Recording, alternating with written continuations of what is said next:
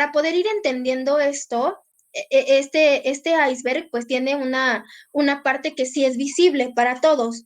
Y esa parte que es visible para todos, pues Freud va a decir, a eso le voy a asemejar conceptos como el raciocinio, la lucidez, la conciencia, el pensamiento. Aquí se le atribuyen estos conceptos, es decir, de eso sí nos damos cuenta, nos percatamos de ello.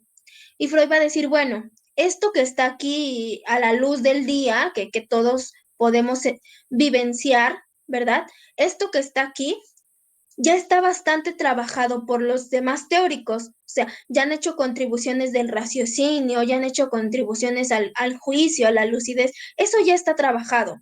Yo me voy a centrar en trabajar en esto que pocos pueden ubicar, que pocos hasta ese momento podían reconocer, ¿verdad? Y que no todos se atrevían, que no todos se atrevían a sumergirse como a lo más profundo, ¿verdad? Del ser humano. Y entonces, si ustedes en algún momento pues se interesan por estudiar y por leer de psicoanálisis, ustedes van a ubicar a un Freud bastante temprano. Este Freud temprano pues atribuye muchas cosas a la neurología y a intentar comprobarlas a través de lo cuantificable, porque bueno, ese era su primer estudio, ¿no? Y entonces Freud va a decir, bueno, a este iceberg, es decir, a esta mente, yo le voy a ubicar tres momentos, una parte inconsciente que será pues aquello más oscuro, aquello más enterrado, aquello más escondido, ¿verdad? A eso le voy a llamar inconsciente. A lo preconsciente lo voy a llamar como aquello que está intentando salir, ¿verdad? Aquello que está intentando salir, pero no sale con cierta claridad. No sale con cierta claridad y pues poco nos percatamos de que quiere salir. Freud en el preconsciente va a ubicar chistes, lapsus y actos fallidos a los cuales nosotros pues tenemos en la conducta. Fíjense, les voy a platicar de un ejemplo. Resulta que en alguna ocasión llega conmigo un paciente y me está contando como de lo que sucede en la semana. Resulta que él había estado trabajando en su proyecto de tesis y estaba a punto de presentarla para su examen, como su examen final, ¿no? Entonces me estaba platicando que él muy nervioso, ya había terminado la tesis y ya estaba esperando y contando los días para presentarla. Resulta que días antes de presentarla, empieza a tener como algunos actos fallidos. Empieza a hacer como algunos actos fallidos que él medio los localiza y medio no. Me dice, fíjate que yo iba en la bicicleta y que de pronto, o sea, casi me estrello con un carro. Después me cuenta que el día en que era el examen, él ya estaba arreglado, se había puesto una vestimenta formal, estaba arreglado ya, y resulta que en el desayuno se vacía la taza de café caliente en el traje. Esos actos fallidos va a decir Freud, algo del inconsciente, es decir, algo del exterior, de lo más escondido de acá, está intentando salir. Y está intentando salir de una forma pues más o menos disfrazada. Porque ojo acá, si nosotros lo escondemos en la parte más oscura, nosotros lo recubrimos de capas. ¿Para qué? Pues para no encontrarlo o para que no intente salir, porque es doloroso, porque es estresante, ¿sale? Entonces por eso queda acá recubierto. Resulta que el inconsciente, porque esa es la función de la mente, el inconsciente va a querer salir en algún momento y va a querer salir no con su pinta única o con su pinta real, ¿verdad? Va a intentar salir de una manera disfrazada para que se le cuele al preconsciente y salga al consciente. Este es un proceso complicado porque obviamente no nos damos cuenta. Ya cuando les platico yo de estos ejemplos, seguramente ustedes ubicarán un acto fallido en su conducta. Resulta que a este paciente le costaba un montón de trabajo, era medio, pues era medio masoquista, en realidad no se reconocía los logros que él tenía, él demeritaba mucho sus esfuerzos, le costaba mucho trabajo, era bastante estresante para él reconocerse algo. Entonces resulta que eso, como que eso estresante estaba guardado en su inconsciente y cuando él está a punto de presentar su tesis, empieza a tener estos actos fallidos como actos fallidos de, bueno, mejor es más fácil. ¿Verdad? Es más fácil que te pase algo, es más fácil que te pase un accidente, es más fácil que se te caiga el café, que te quemes, que te arruines la ropa y que no vayas, porque el ir implicará un evento estresante para él que tendrá una ligación con su inconsciente. Entonces Freud va a ubicar esto en la conducta, en el comportamiento del ser humano y va a decir, nadie se ha percatado de esto, nadie se ha percatado de estos aspectos, de estos aspectos que están como muy profundos, muy arraigados en nuestra mente y que cuando se alcanza a colar, pues bueno, ya lo hacemos consciente. Lo que resulta con este paciente que les cuento, resulta que le digo, bueno, qué significaba para ti, pues, el titularte? Y decía, lo que pasa, o sea, él me contaba, lo que pasa es que si yo me titulo, o sea, si yo paso ese examen, yo voy a ser la primera persona graduada en mi familia. Y ser la primera persona graduada en mi familia para mí implica un gran reto, porque entonces todas las expectativas de mi familia van a recaer sobre mí. Y resulta que de pronto me pasa que yo pienso que no soy tan bueno en lo que hago. De pronto me pasa que me culpabilizo bastante. Y entonces ahí está, aquello que salió del inconsciente, que se coló por el preconsciente y que después entonces el paciente lo puede ir asemejando, lo puede ir pensando en el consciente. ¿Queda claro con este ejemplo más o menos cómo es que funciona la mente para Freud? Hasta acá, si no les voy poniendo más ejemplos, ¿vamos bien hasta acá? Eso es lo que primero Freud va a ubicar, inconsciente, preconsciente y consciente. Y se los ubico en ese orden, lo vamos ubicando en ese orden. A esto Freud lo va a llamar primera tópica. Freud lo va a llamar primera tópica. Acá estamos hablando de un Freud bastante temprano en cuanto a sus estudios. Un Freud bastante temprano que ubica la primera tópica y va a decir, así se compone la mente. Pasan años y después Freud va a decir, en el ser humano hay algunas fuerzas inconscientes que yo las voy a ubicar como determinantes de la conducta. Y a estas fuerzas inconscientes, Freud las va a llamar ello, yo y super yo. ¿Alguien sabe a qué se refieren estos conceptos?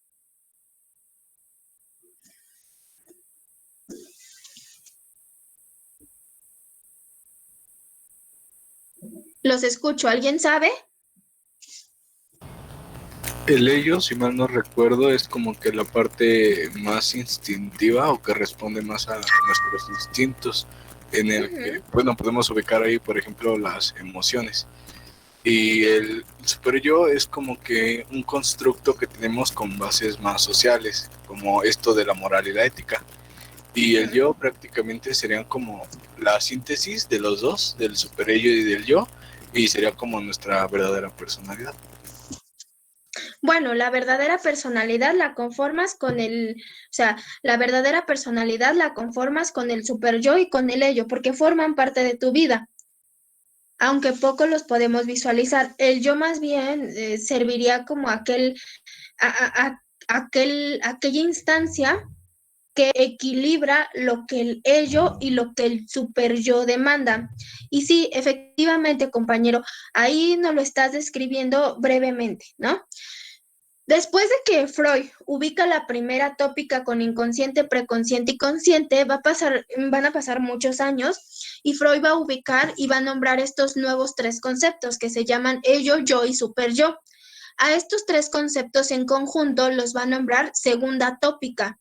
Esta segunda tópica, bueno, se compondrá de estos y nos va a decir que hay un ello, que todas las personas tenemos un ello y ello hace referencia a todos aquellos impulsos instintivos, ¿verdad?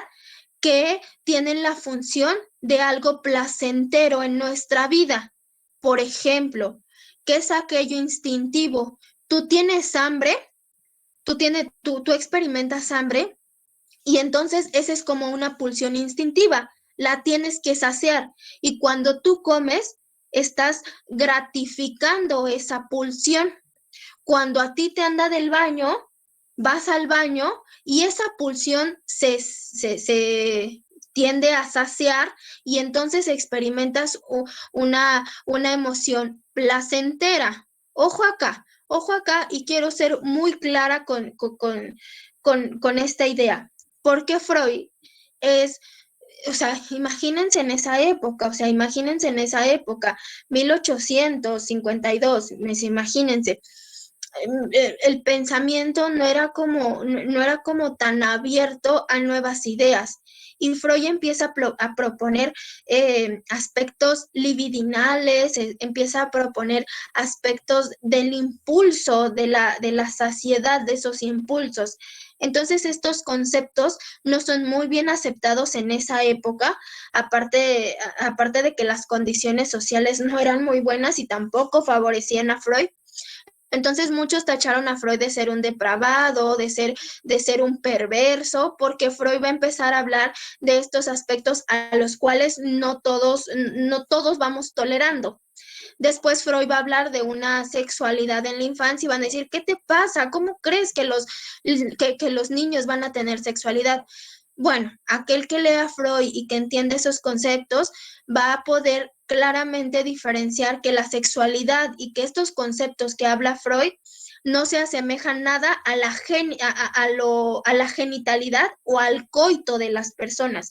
Cuando Freud habla de sexualidad, habla de la manera en cómo nos gratificamos ante muchas cosas, no precisamente a través del coito, ¿sale? Entonces, por ejemplo, cuando ustedes comen, se están gratificando, están teniendo una gratificación. Obviamente no es de índole del orden de lo sexual ni del coito, únicamente es una gratificación porque nos hace sentir bien. Imagínense que ustedes están, no sé, en la calle y les anda mucho del baño, mucho, o sea, ya no aguantan. Piden permiso, pasan a un baño y cuando ustedes descargan, ¿verdad? Cuando ustedes pasan al baño, entonces ahí estarán experimentando algo de la gratificación. Es más, hasta decimos, ay, qué alivio, sí llegué al baño, o ay, qué alivio, ya tenía demasiada hambre. A esto Freud lo va llamando, ¿verdad? Como aquellas gratificaciones a las que las personas respondemos. Entonces, hay que separar sexualidad de coito. Sexualidad en cuanto a la gratificación que tenemos al realizar ciertas conductas y coito, pues la unión entre dos personas biológicamente, ¿no? De eso no habla Freud y en esos terrenos no se mete. Es confuso de entenderlo, sí, y más en esa fecha. O sea, imagínense que hoy día cuando hablamos de sexualidad en los niños, es una idea que no muchos aceptan y no muchos toleran, pero bueno, hay que separar sexualidad de coito. Freud no hace referencia a nada del coito, ¿eh? ¿Vamos bien? Sí, maestra. Ok. Entonces,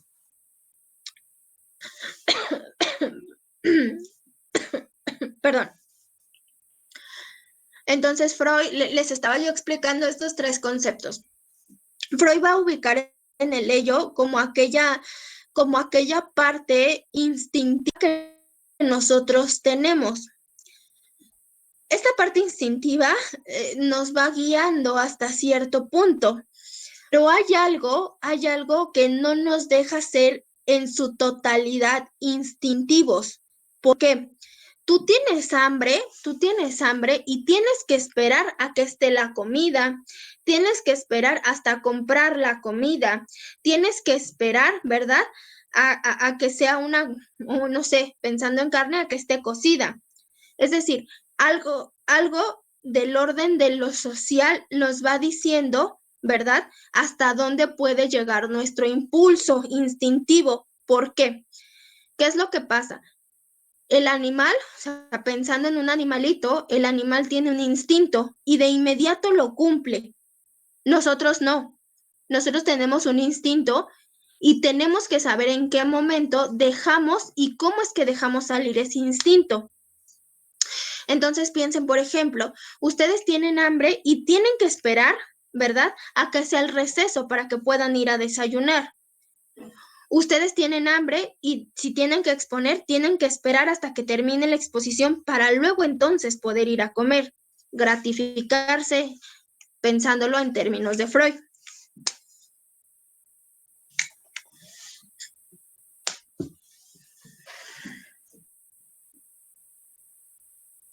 ¿Sale?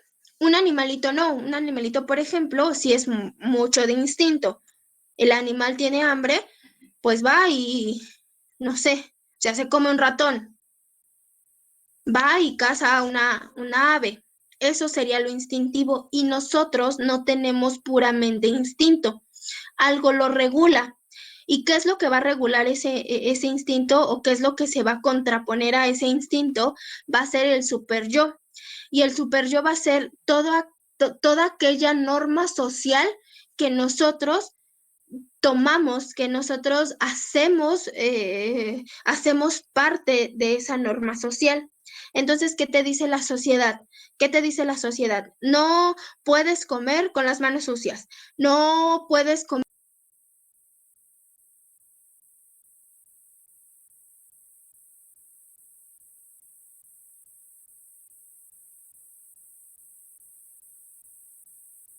Banda, ¿sí me escuchan? No, se Ah, fue. ahorita le envío un mensaje, ¿vale?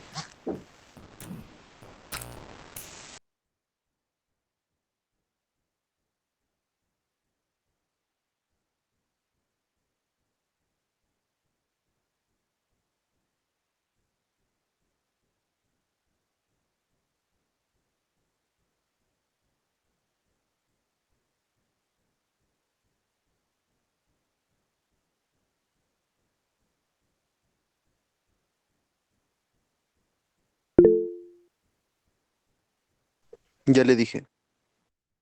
Es que nomás se traba un chingo mi internet. ¿A ustedes no les pasa eso? Sí, sí. Sí, compañero, deberías de decirle al profe Dixo Sí, que voy a estamos teniendo decir. problemas con el internet y que se suspenden las clases. Que no estás No tanto, infundido.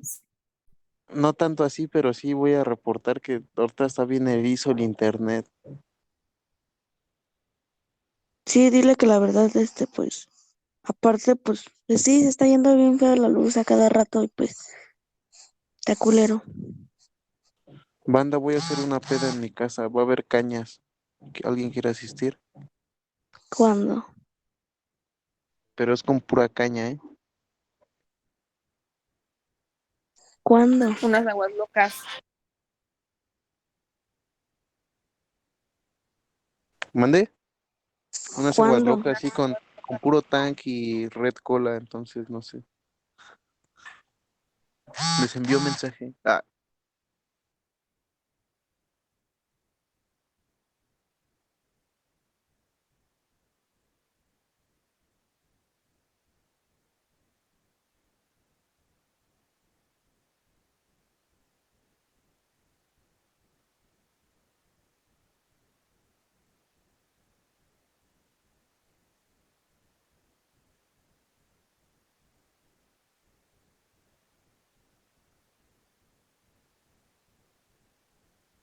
¿Y cuándo es tu peda?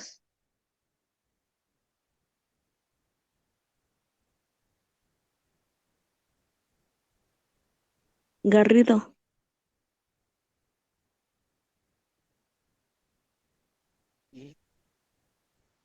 Bueno, pero se trabó mi celular. No, no.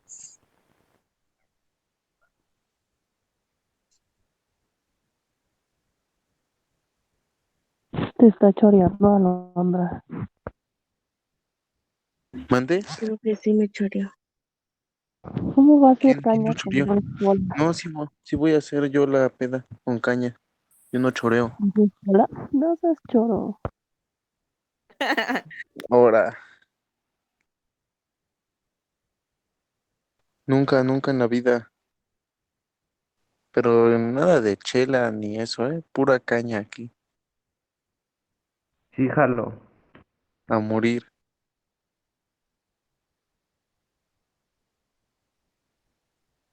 Van a querer, No, yo sí me pongo mal.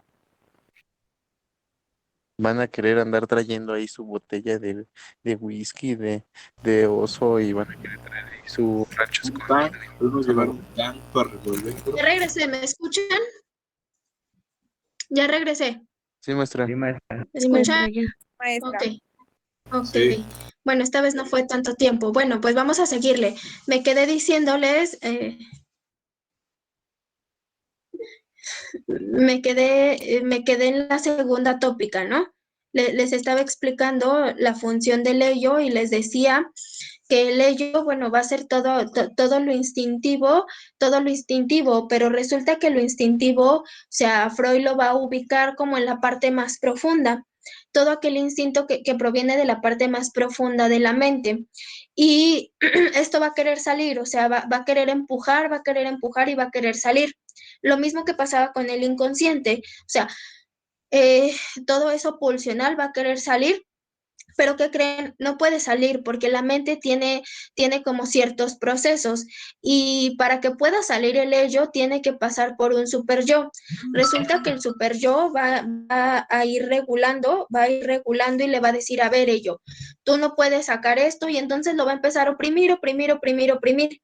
¿Qué es lo que pasa? O sea, el ello es lo pulsional y el super yo es lo que la sociedad nos va permitiendo. Es decir, pues resulta que, no sé, resulta que, se me ocurre, ¿eh? Resulta que te gusta un familiar, ¿no? Eso es algo pulsional. Porque Freud tiene por ahí un escrito que se llama Tótem y Tabú. En ese escrito de Freud, él redacta perfectamente cómo es que se da la población, cómo es que surge una comunidad. Y va a decir Freud, bueno, en las tribus, que pensando como de algo, de una sociedad pues muy antigua, muy inicial, va a decir, en las tribus hay un orden, hay una secuencia y aquella persona que comparte tu mismo tótem no puede acceder como a deseos de ley o a deseos pulsionales. Tú puedes estar con alguna persona que no sea de tu mismo, que comparta tu mismo tótem, que comparta tu misma tribu. Tienes que salir y buscar a alguien más. Freud va a ir pensando esto como las primeras reglas sociales que tenemos, ¿no? Y entonces eso nos lo va marcando el super yo, es decir, lo moral, ¿verdad? Lo moral, lo que nos dice la sociedad, lo que para la sociedad está bien visto y está mal visto. ¿Y qué nos dicen por ahí? La primera regla que tenemos que seguir nosotros del orden de lo social es que no puedes estar como en una relación amorosa con la familia, no puedes practicar el incesto, no puedes practicar tal cosa, no puedes practicar el canibalismo. Esas son reglas sociales que nosotros traemos como ya, ¿verdad? A través del super yo. Entonces, ¿qué es lo que pasa? El ello va a mandar un montón de pulsiones, va a mandar un montón de pulsiones y el super yo las va a empujar. Entonces, para Freud, el super yo y el ello van a estar en una constante pelea. Y entonces el yo va a ser como aquel lado consciente, ¿verdad? Eso lo ubica hasta arriba. El yo desde el lado consciente va a crear un equilibrio entre el ello y el super yo. Y va a decir, bueno, o sea, sí tengo impulsos, sí tengo impulsos bastante, o sea, como bastante instintivos, pero también tengo algo que es bien visto o es mal visto a través de lo social. Entonces, por ejemplo, ya después Freud va a narrar algunos momentos de cómo es que trabaja el yo para poder lidiar con las exigencias del ello y con las exigencias del super yo. Porque, ¿qué creen? Le tiene que dar respuesta a estos dos. No los puede dejar, porque imagínense una persona que responda desde el ello. O sea, es una persona que tiene la necesidad de cumplir ese instinto y lo va a hacer de inmediato. Y eso no sería lo correcto, porque también somos parte de una sociedad, somos parte de un colectivo que nos va marcando normas y que tenemos que seguir esas normas. Piensen, por ejemplo, que en este momento, o sea, que en este momento, eh, tu compañero tienes hambre y que te valga, te desconectes, te vas a desayunar. Bueno, habrá un super yo que te diga, si tú haces eso, si tú sigues ese instinto, entonces castigado, pues bueno, vas a reprobar la materia. Entonces tu yo va a crear una mediación entre estos dos y va a decir, bueno, o sea, sí quiero ir a comer y no me quiero esperar, ¿verdad? Pero tengo que esperarme. Entonces dices, bueno, aguanto media hora más y ya, no hay problema. En ese momento tu yo habrá conciliado estas dos instancias que empujan algo, una por un lado, les repito, aquello incentivo, y otra por el otro lado va a empujar aquello de la norma, de lo que está bien visto y de lo que está mal visto. Entonces vas a decir, bueno, o sea, sí tengo hambre, pero igual puedo esperar media hora más, ¿verdad? Porque si no la maestra me va a reprobar, voy a ser acreedora a un castigo. O por ejemplo, o sea, esto es desde el ello y lo va explicando Freud, cuando él explica el incesto, va a decir, bueno, o sea, sí se me hace atractiva mi prima o mi primo, se me hace atractivo, ¿no? Pero ¿qué me dice lo social? No puedo, ¿verdad? No es bien visto mantener una relación con alguien de la familia. Ahí está el instinto porque te gusta esa persona, que es tu familiar, y el super yo te diría, no, no puedes porque eso está mal visto y vas a ser castigado, ¿no? Vas a ser mal visto. ¿Y qué va a decir tu yo? Bueno, tengo que conciliar con estos dos, tengo que conciliar con estos dos y sí, me voy a conseguir a una pareja que comparta ciertas características que me gustan de mi primo, por ejemplo. Ahí está. El yo va a ser un regulador, va a fungir un papel de conciliación entre estos dos momentos. Me preguntarán, maestra, ¿qué es lo ideal? Bueno, lo ideal es que el yo pueda defenderse y tenga los recursos para conciliar entre estos dos. ¿Qué es lo que pasa? Resulta que hay personas en donde el ello tiende a ser más fuerte y entonces aparece puro pulsional, puro pulsional. Y hay personas en donde el super yo es más fuerte y aparece puro moral. Todo es moral. Entonces, ¿qué sería lo ideal? Bueno, lo ideal que sería para Freud que el yo tuviera los suficientes recursos para poder conciliar entre estos dos y para que ninguno de los dos cobrara más fuerza sobre el yo y sobre el que se le contrapone. Eso sería lo ideal para Freud. Ahora bien, ¿qué es lo que determina la conducta para Freud? Lo que determina la conducta para Freud, al menos en la segunda tópica, es aquel resultado de estas tres instancias. Algunos dirán por ahí, ¿cómo sé acerca de la conducta de las personas? Bueno, voy a saber acerca de la conducta gracias a que yo identifique qué es lo que se está dando en más cantidad. Si se está dando puro ello o si se está dando más super yo o si hay una regulación perfecta de estos dos. Pensemos ahora en una persona en donde se maneja a través del ello. Es una persona que tiene un instinto agresivo y va y se pelea, y va y golpea a las demás, y va y rompe reglas, ¿verdad? Esa sería una persona que se maneja a través del ello. Eso sería el ello, todo lo pulsional. Aparece una idea negativa, una idea pulsional y la cumple.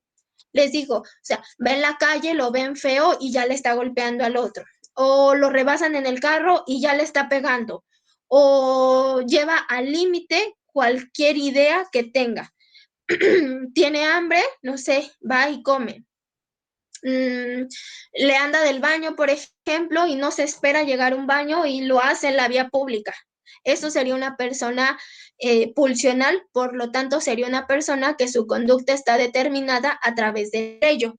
Una persona en donde el super yo está por sobre el ello y está sobrepasando al yo.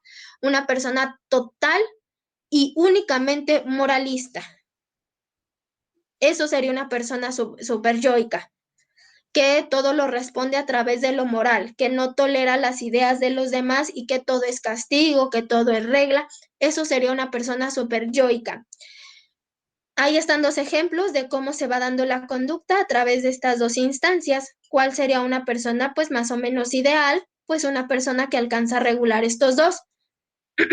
Dice, bueno, o sea, sí tengo un impulso agresivo, pero yo sé que no está bien irme a golpear con toda la gente que me voltea a ver. Entonces, mi super yo alcanza a lidiar con estos dos porque tiene los recursos, alcanza a lidiar con estos dos y entonces crea una respuesta que los deje tranquilos, y dice, bueno, o sea, sí tengo impulso agresivo, pero no está bien visto que me golpee a todos, entonces voy a practicar boxeo profesional. Ahí está cumpliéndole la pulsión agresiva al ello y está bien visto a través de lo social porque es más, le pagan por ser boxeador. Ahí está, el yo está cumpliendo una demanda entre estos dos, las regula y los dos se quedan tranquilos. No están en este empujón y en este como jaloneo entre estos dos y el yo como cuenta con los suficientes recursos los puede ir mediando. En algún momento algo será más yoico, super yoico, o en algún momento algo será más pulsional. Pero el yo tiene que ir dándole recursos y soltándole cuerda a uno de estos dos. Eso sería lo ideal para el comportamiento. Eso sería lo ideal. Y hasta acá ya hablamos de la primera tópica y de la segunda tópica. En esta segunda tópica les explicaba la función del yo y del super yo y del ello, ¿no?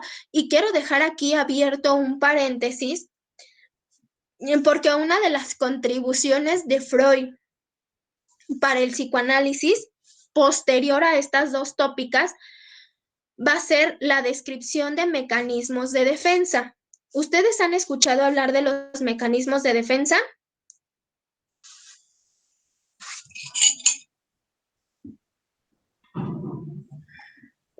Pregunto, ¿han escuchado hablar de los mecanismos?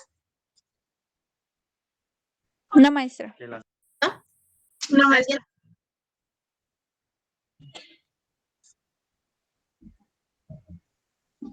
Bueno, después de mucho tiempo, Freud va a hablar de los mecanismos de defensa y digamos que van a ser respuestas que nos van protegiendo de eso inconsciente que intenta salir. Y entonces quiero dejar aquí abierto un paréntesis porque más adelante les voy a explicar los tipos de mecanismos de defensa que existen, cuál es su función de los mecanismos de defensa para ir determinando la conducta. Y quiero dejar aquí abierto un paréntesis porque quiero preguntar si hay dudas en la segunda tópica, porque es a partir de la segunda tópica que Freud empieza a explicar los mecanismos de defensa. Les digo brevemente, pero ya se los explicaré cada uno. El yo tiene que tener la suficiente fortaleza para que ninguno de estos dos lo quiebre, ¿vale? El yo tiene que estar muy fuerte para poder regular a estos dos, porque ojo, el ello es bastante fuerte, lo pulsional es bastante fuerte y lo super yo también cobra bastante fortaleza. Entonces el yo tiene que defenderse y tiene que regularlos pues bajo cierta fuerza, ¿verdad? El yo tiene que estar recubierto de algunas capas, como de algunos escudos que le permitan darle solución a estos dos, porque imagínense, llegan empujando, llegan jalando, llegan queriendo salir. Entonces el yo tiene que ser fuerte, se tiene que recubrir de capas, se tiene que recubrir de defensas. ¿Y cuáles van a ser esas defensas? Pues esas defensas se van a llamar mecanismos de defensa. Ya les explicaré su función y ya les explicaré cuántos mecanismos de defensa hay. Pero hasta acá les digo, quiero dejar abierto ese paréntesis para que cuando hablemos de los mecanismos de defensa, ustedes sepan ¿cuál es el principal motivo? Bueno, el principal motivo de los mecanismos de defensa es proteger a nuestro yo de estos dos. Ya les voy a explicar cada uno, pero nuestros mecanismos de defensa para Freud van a servir para proteger y lidiar con estos dos. ¿Dudas hasta acá?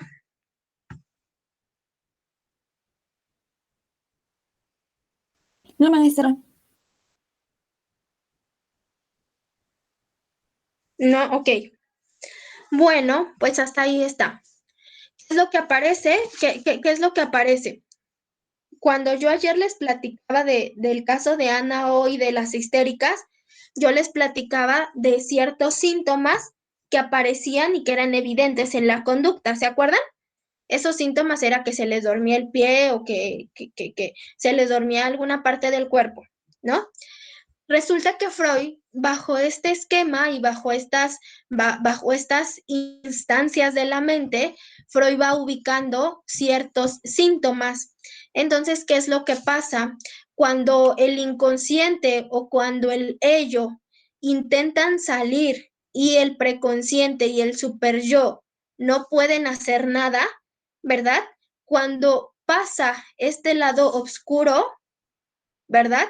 Cuando pasa ese lado oscuro, tiene que salir de alguna forma al exterior, pero resulta que en el exterior puede vivir únicamente si es nombrado como síntoma, ¿verdad?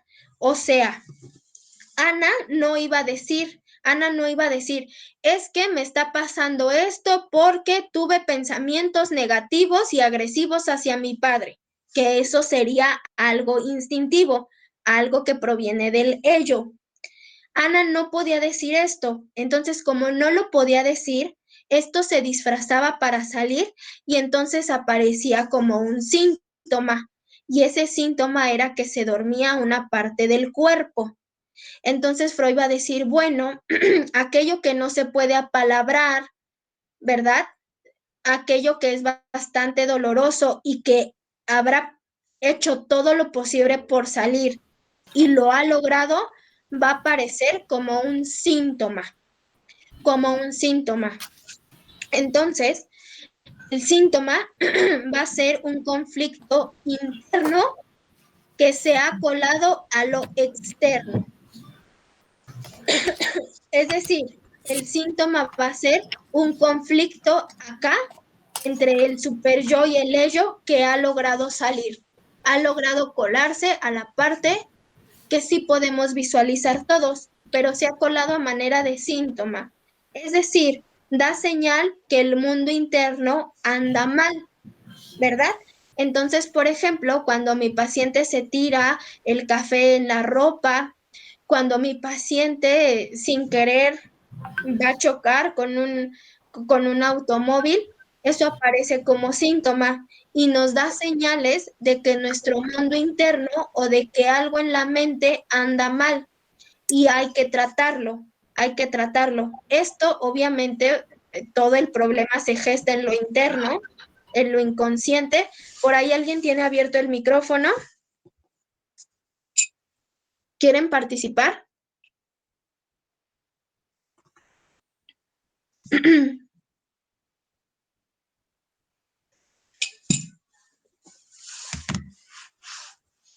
¿No?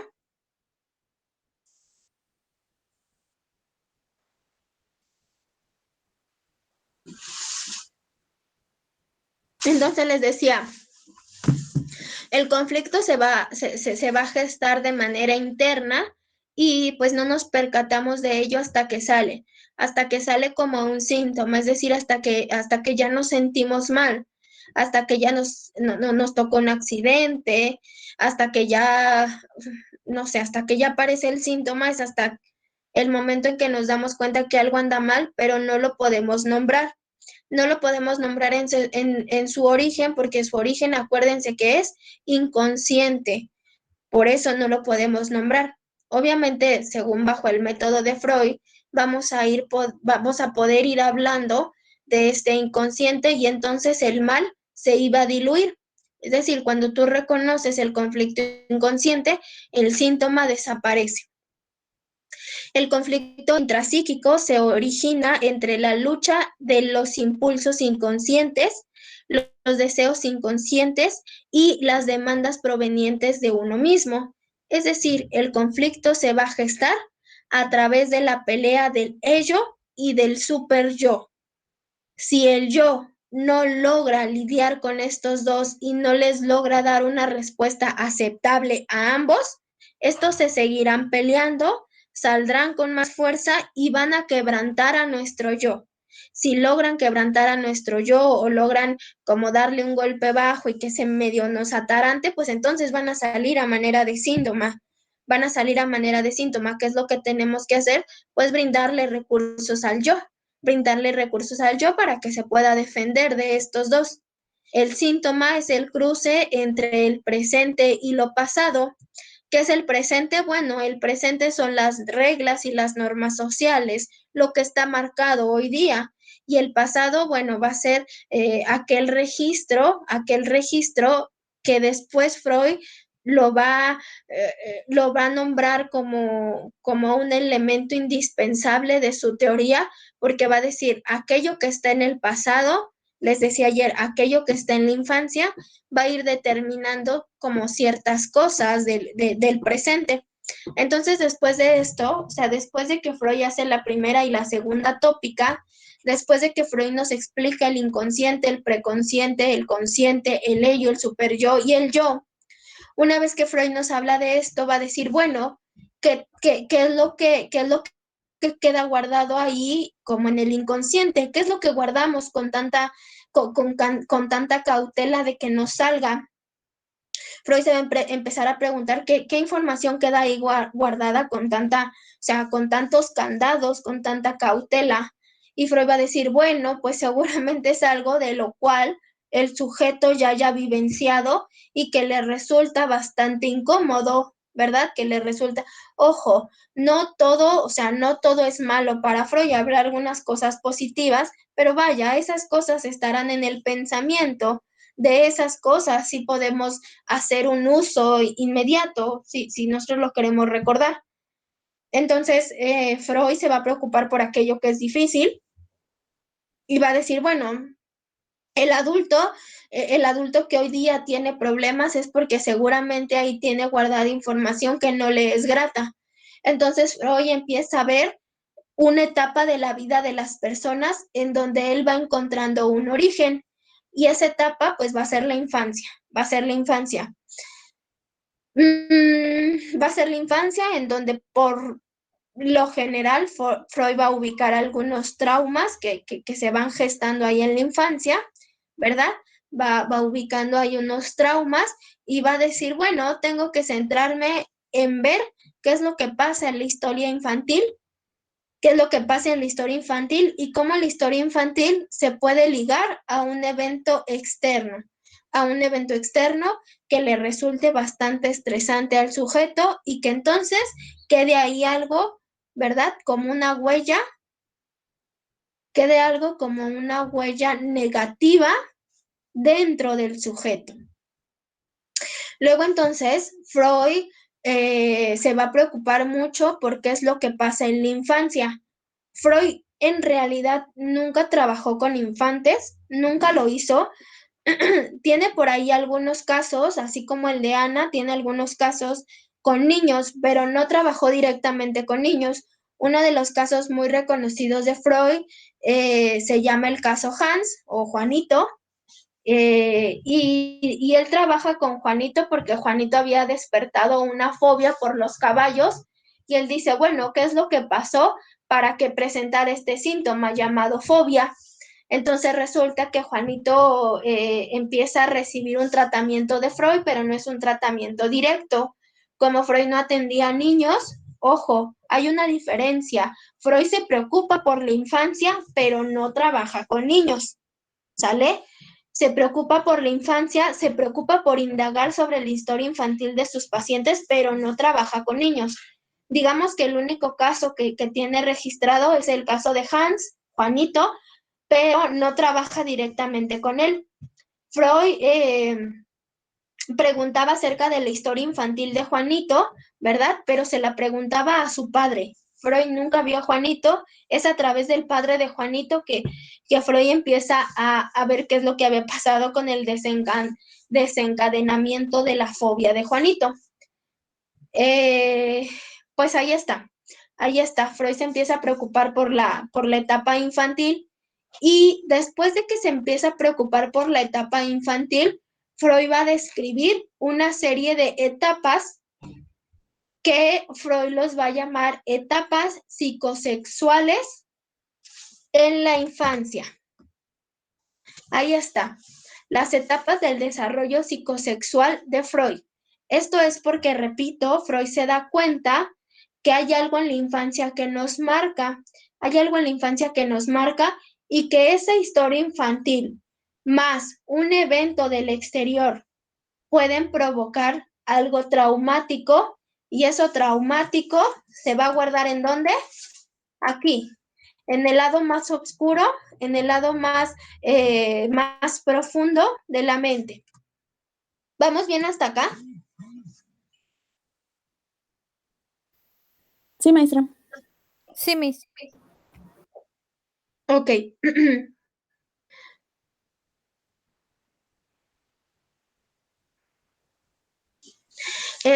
Pues bueno, Freud va a hablar de las etapas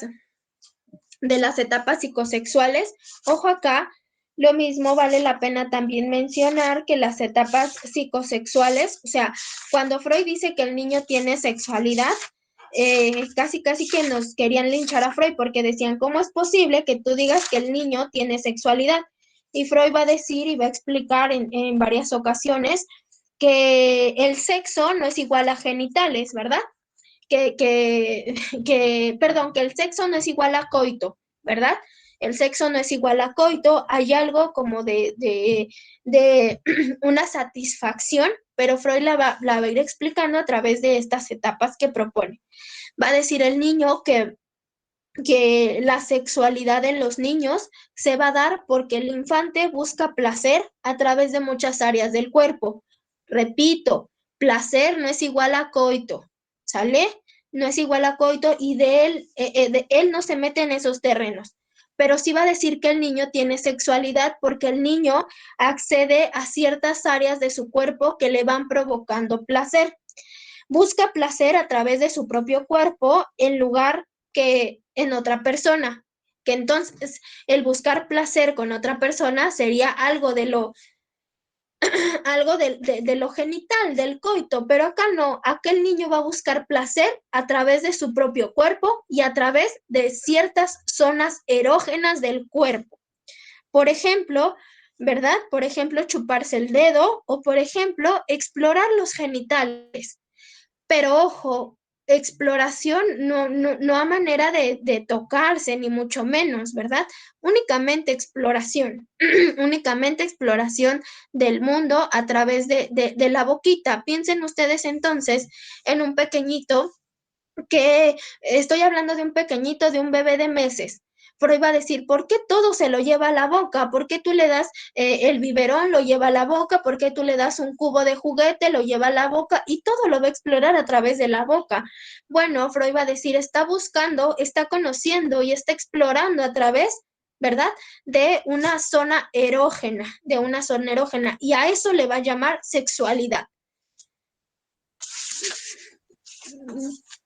Freud delineó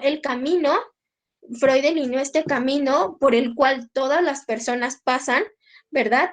Todas las personas pasan por este camino y entonces, ¿se acuerdan que yo les hablaba de una energía? Les hablaba de una libido. Va a decir Freud, esa libido pasa por cada una de estas zonas erógenas del ser humano. Y entonces va a delinear este camino y va a decir, todas las personas pasan por este camino, pero ¿qué es lo que hace diferente a una persona de otra? Bueno, va a decir Freud, puede ser que una persona se quede fijada en una etapa y pase a la siguiente, y pase a la siguiente, y pase a la siguiente, y a la siguiente, pero se quedó fijada en la primera. Bueno, eso traerá como ciertas consecuencias. O puede ser que pase la primera sin ningún problema, la segunda sin ningún problema y haya una fijación en la tercera, ¿verdad? Esto es cuando en esa etapa se sobreestimula la zona erógena. Cuando se sobreestimula la zona erógena, la libido quedará cargada en esa parte y entonces van a devenir una serie de conductas. Al pasar cada una de estas etapas de manera secuencial, los niños van a pasar del autoerotismo a la sexualidad. Esto hablando ya de una persona adulta.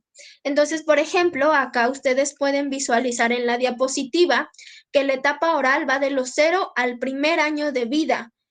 Ahí es donde empieza este camino de la sexualidad. Y dice Freud, esto empieza de una manera autoerógena, es decir, el niño explora sus propias zonas erógenas para terminar en la quinta etapa que se llama genital.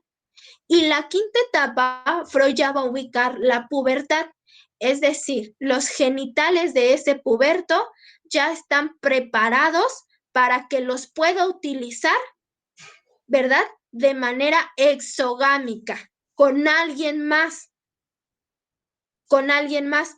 Acá, obviamente, ¿verdad? Ya no va a haber, bueno, sí aparece el autoerotismo porque el adolescente pues se masturba, pero también el adolescente ya está preparado, ¿verdad? Bueno, no es que esté preparado, me refiero a los genitales, ya están preparados para poder ser utilizados en el momento en el que el adolescente lo decida y los va a poder utilizar ya no únicamente de manera autoerógena, ya los va a poder utilizar con desplazándolos con alguien más, ¿verdad? Con su pareja, por ejemplo. Pero acá tuvo que haber pasado por este camino, primero autoerógeno y ya después, ¿verdad? Ya después genital, atendiendo a la sexualidad, pero con alguien más. Hasta la quinta etapa estará preparado, no antes, ¿sale? ¿Vamos bien hasta acá? Les voy a explicar cada una de las etapas, pero vamos bien hasta acá. ¿Queda claro? Queda claro cómo es que Freud no va a hablar de coito, pero sí va a hablar de sexualidad, sexualidad en cuanto a las zonas erógenas del propio cuerpo. ¿Queda claro? Sí, maestra, todo bien. Sí, maestra, claro. Sí, maestra. Sale. Vámonos con la primera etapa. Freud la va a llamar etapa oral, va de los 0 al primer año de vida. Esta etapa oral, pues obviamente va desde el nacimiento hasta el primer año, hasta los 12 meses, y acá Freud va a decir que la zona erógena del cuerpo, pues es la boca. Es la boca, es la principal fuente de exploración del bebé, es la principal. ¿Por qué? Porque, bueno, ahí pasa el alimento, contacto, ¿verdad? Que el bebé puede tener con la madre a través de la boca cuando la madre lo está amamantando, ¿verdad? Los bebés tienen contacto con la madre, por lo tanto, ¿verdad? Será la primera zona erógena. Yo les decía ayer, imagínense ese evento traumático en donde el niño nace y experimenta por primera vez hambre, ¿verdad? Bueno, pues esa primera acción displacentera, el niño la va a saciar a través de la boca porque experimenta hambre, ¿verdad? Y entonces es a través de la boca de la primera zona erógena que el niño tiene vivencia, pues lo pone en contacto con la madre, porque la madre le acerca el pecho o le acerca el biberón. Y entonces estará saciando, ¿verdad? A través de esta primera zona erógena que lo pone en contacto, que lo pone en contacto con el mundo, que lo pone en contacto con el mundo. Luego entonces el bebé se da cuenta que es a través de la boca que puede contactar y que puede conocer el mundo. Y entonces el bebé de los 0 a los 12 meses disfruta en su totalidad explorar todo a través de la boquita. Si ustedes ubican un bebé en esta etapa, ustedes perfectamente pueden ubicar que todo lo que le des al bebé o todo lo que alcance al bebé lo va a llevar a la boca, porque lo va a explorar con la boca. O sea, un bebé ya más grande, perdón, un niño ya más grande, tú le das algo, tú le das un juguete y lo va a explorar con las manitas, lo va a explorar con las manitas, lo va a romper, lo va a aventar.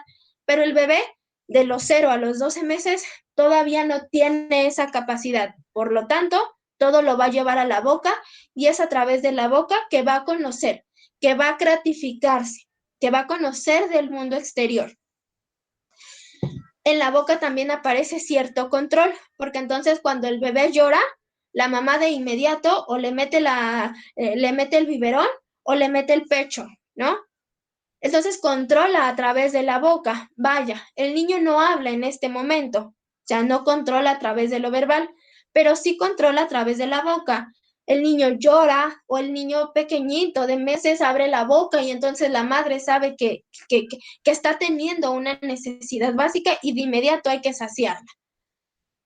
El niño también controla por la boca cuando el niño está mordiendo.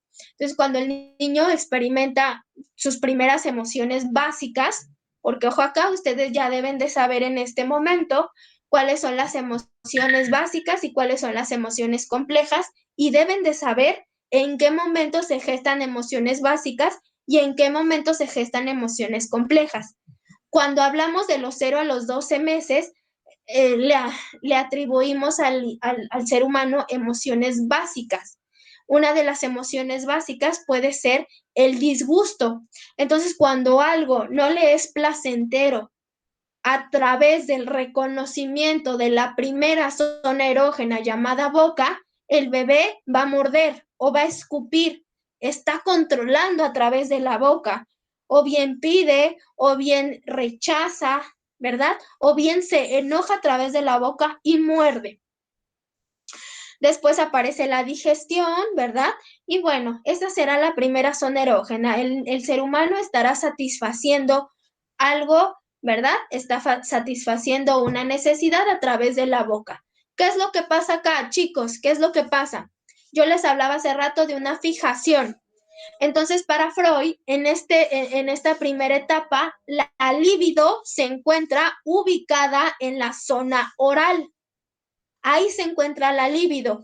¿Qué es lo que pasa? Esa libido, cuando ya está en la zona oral y ya se está satisfaciendo, esa libido después del año, después de los 12 meses y hasta los 2 años, esa libido se tiene que movilizar y esa libido se va a movilizar a la zona anal.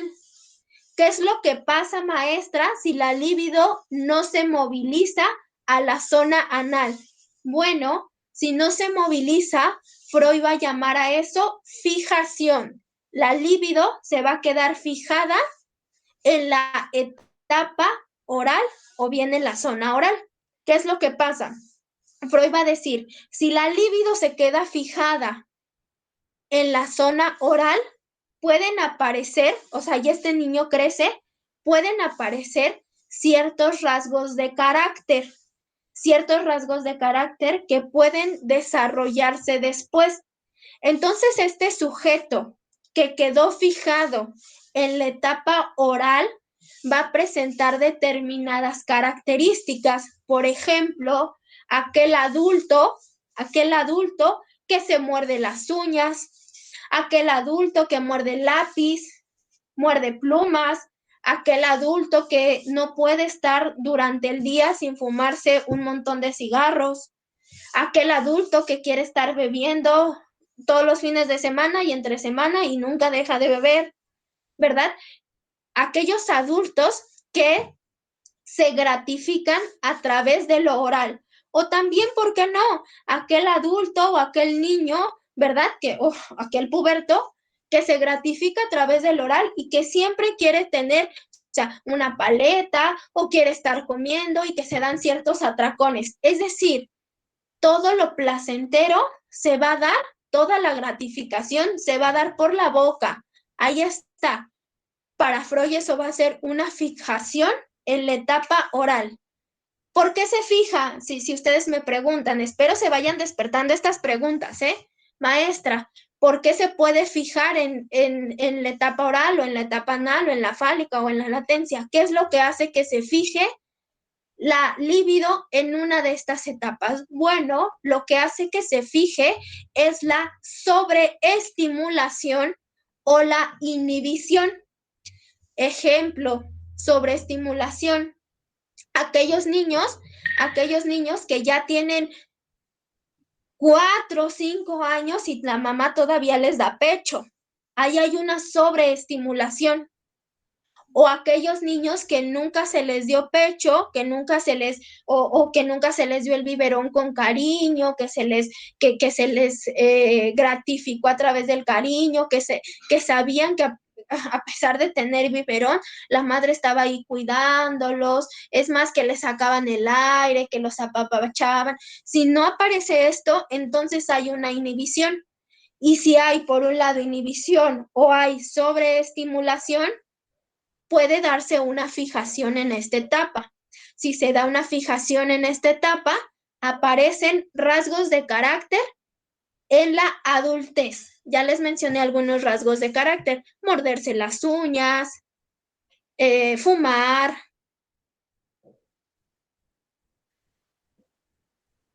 ¿Sí? ¿Dudas?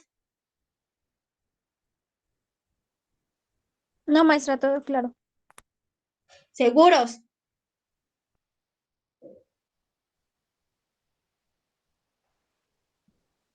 Sí, Por mi maestra, parte, todo sí. bien.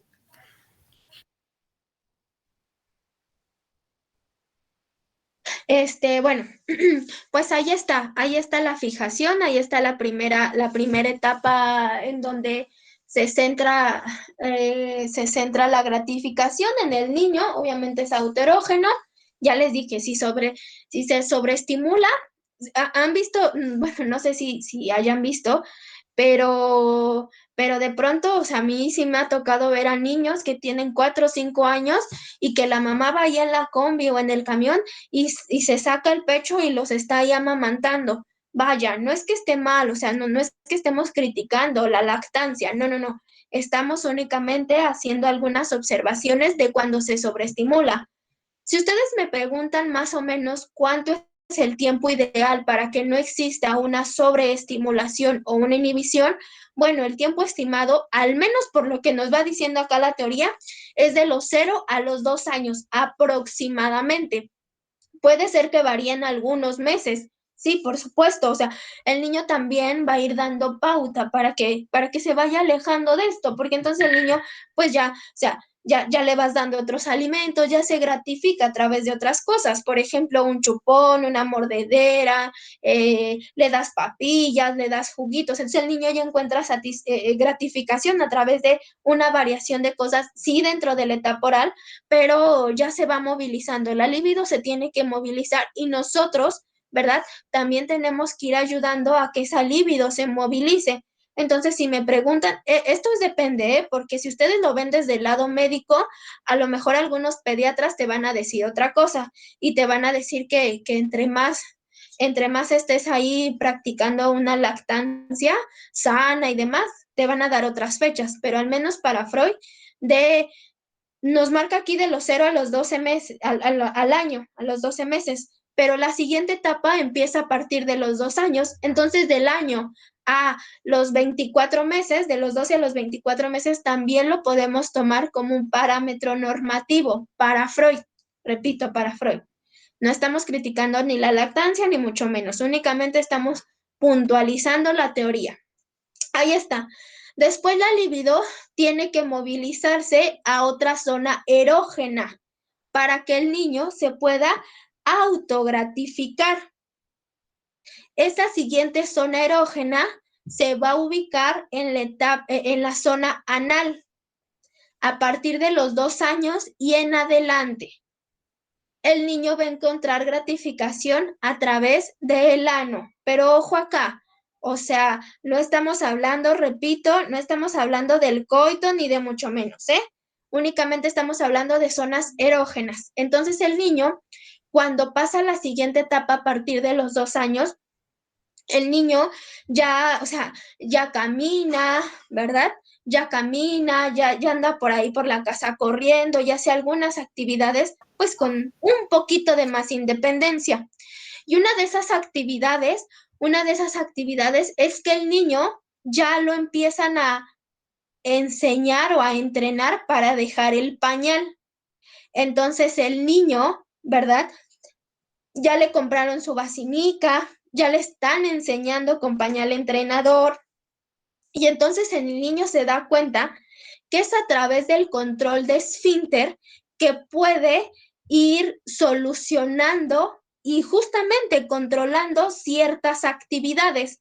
Por ejemplo, en la etapa oral, el niño lloraba y de inmediato la mamá le daba pecho o le metía el biberón, ¿verdad? Es decir, el niño controlaba a la madre de cierta manera o controlaba el entorno de cierta manera a través del oral. Pero acá como el niño ya puede comer solo, ya su alimentación se extendió, pues ya sí llora, pero pues ya no tiene el mismo control que cuando era bebé, ¿verdad? Que cuando tenía algunos meses de nacido. Entonces se da cuenta que es a través de esta segunda etapa de la zona anal que él puede controlar el esfínter, es decir, que la materia fecal puede ser controlada y puede ser, el control de esfínter puede relajarse el músculo y podrá hacer del baño. Entonces esto le va a causar satisfacción al pequeñito porque va a decir, hay algo de mi cuerpo sobre lo que yo también tengo gobernanza.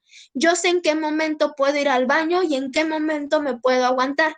Aparece todo esto del control de esfínter, ¿verdad? Y el niño, la mamá le está enseñando cómo hacer del baño, le compra la vacinica y ahí tienen a la mamá. A ver, mijito, pues nos vamos a quedar aquí 15 minutos a ver a qué hora se te ocurre hacer del baño. Y el niño nomás no hace. Y la mamá dice, bueno, me tengo que ir a hacer la comida, tengo que ir a hacer otras cosas, quédate aquí. Y entonces así como la mamá se da vuelta, el niño hace y le grita, mamá, ya acabé, ¿no? Y la madre regresa. Está controlando la conducta de la madre a través del control de esfínter, pues por la zona anal, ¿vale?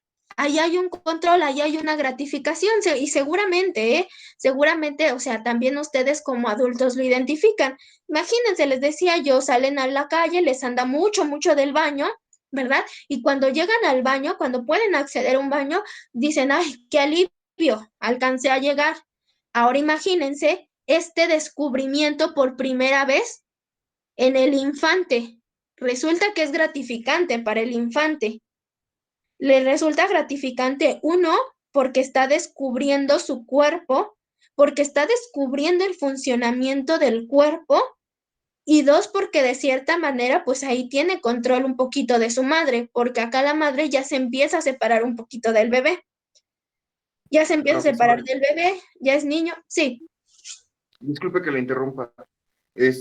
¿Por qué a la edad de 2 años, en la etapa fálica, los niños no se quieren desprender de su caca o popó?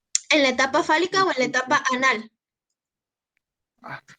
En la, Anal, ¿no? en la anal, sí, disculpe, en Sí, la anal. en la anal, porque Sí, acá el niño, o sea, fíjense, piensen ustedes en un bebecito, ¿eh? Piensen en un bebecito en la etapa oral. El bebecito, o sea, todo se le satisface. O sea, todo se le satisface. El bebecito dicen qué bonito y lo están ahí cargando y shalala. Muchas cosas que pasan con el bebecito, ¿no? Toda la atención está en el bebé. Resulta que cuando el niño va creciendo, como que empieza a perder un poquito ese encanto a visión de los adultos, o sea, a visión del niño como que si perdiera ese encanto y entonces ya no se sabe con los suficientes recursos para tener la atención en su totalidad de la madre o bien de los cuidadores. Entonces hay unas lecturas como medio, medio concretitas acá de la etapa de Freud, de estas etapas, y va a decir, el niño, el niño va a buscar la manera de cómo mantener a la madre cerca para que lo siga cuidando como lo cuidaba en un inicio. Resulta que la madre, pues, tiene que trabajar o tiene que hacer la comida o tiene que hacer más actividades y ya no le presta la misma atención al pequeño. Entonces el niño tiene que buscar la manera de cómo, o sea, de cómo mantenerla. O sea, el niño en este momento ya se siente un poquito desplazado, y se da cuenta y dice, bueno, ¿qué es lo que tengo? Lo que tengo es el control de mi materia fecal. Vaya, no es que lo diga así el niño, estamos pensando de manera abstracta. No es que lo diga así el niño, así pasa en la mente, ¿sale? Y pasa en la mente y va a aparecer la idea de qué es lo que tengo, qué es lo que sí puedo controlar y qué es lo que no puedo controlar. Lo que no puedo controlar es que mi mamá permanezca 24 horas viéndome, Porque eso es lo que pasa con los bebés. O sea, el bebé incluso está durmiendo y la mamá ¿qué va y qué le hace? Le pone ahí un espejo, le pone ahí el dedo para ver que esté respirando, pero el niño nada más está dormido, ¿no? O sea, la atención está muy focalizada en el bebé. Cuando este niño empieza a crecer, pues la atención de la madre, de los padres o de los cuidadores empieza a desplazar a otros lados. Entonces el niño se da cuenta que ya no tiene la total atención, se da cuenta de lo que ha perdido, pero también se da cuenta de algo que sí tiene, y es el control de la materia fecal. Entonces, por eso al niño le cuesta mucho trabajo desprenderse de eso que sí es propio, porque acá para Freud, el niño ya habrá perdido un poquito de la atención de su madre, y eso le resulta doloroso al niño. Entonces, por eso, o sea, así como lo plantea el compañero, le cuesta trabajo desprenderse. Es más, hasta la madre le dice, bueno, vamos a decirle adiós a la popó. Y le cantan una canción a la popó, le dicen adiós, y ya el pequeñito ahí con sus lagrimitas casi le está diciendo adiós a la popó. Pero acá el niño ya se dio cuenta de aquello que sí puede controlar y aquello de lo cual ha perdido control. Entonces, por eso, o sea, por eso cuando con lo que sí tiene control le cuesta trabajo desprenderse, porque ya habrá vivido la primera experiencia como de desilusión. Sí, Ok, compañero, maestra. Sí, ¿contesto sí, tu sí, quedó muy pregunta? claro. Sí, maestra. Sí, total. Gracias.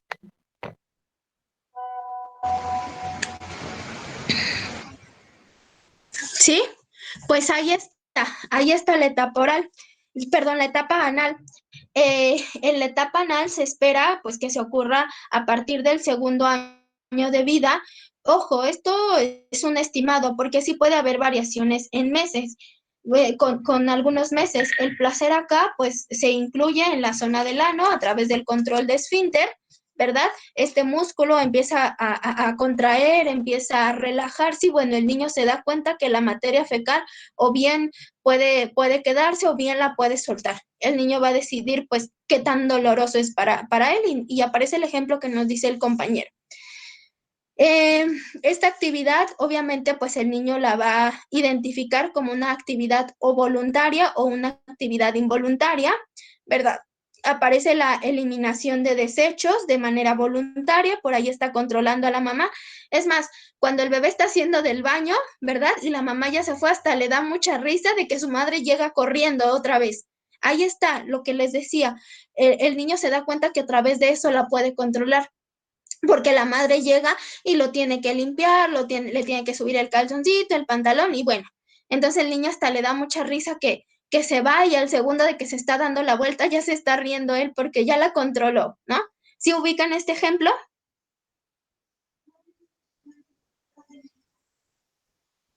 Pueden surgir algunos patrones de conducta, es decir, si acá hay una como sobreestimulación o una inhibición, puede haber aquí algunos rasgos de carácter, lo mismo que pasó en la zona oral.